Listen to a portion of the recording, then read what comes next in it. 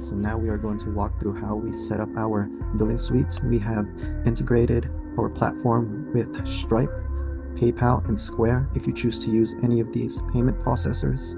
So go ahead and go to this setup, and we will start with Square. Go ahead and go to the link and go ahead and sign into your Square account.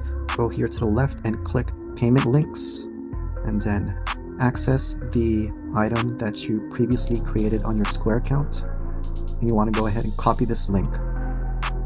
Okay,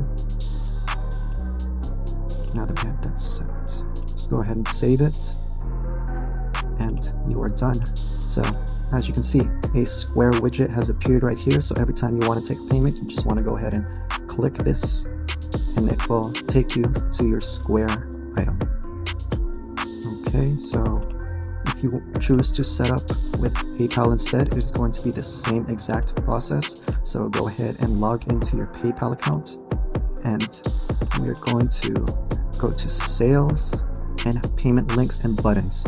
It's going to take you to your previously created items within your PayPal account, and go ahead and copy this link. You're going to do the same exact process here. You're going to save that link from PayPal, close this. Now your PayPal is integrated. So it will be the same process, you just give these three. So with the same process with Stripe, you want to go ahead and log into your Stripe account. And we're going to go to the left, we're going to go to payment links. So again, you're going to click the previously created item within your Stripe account and copy this link. Go ahead and return to Access and save this link.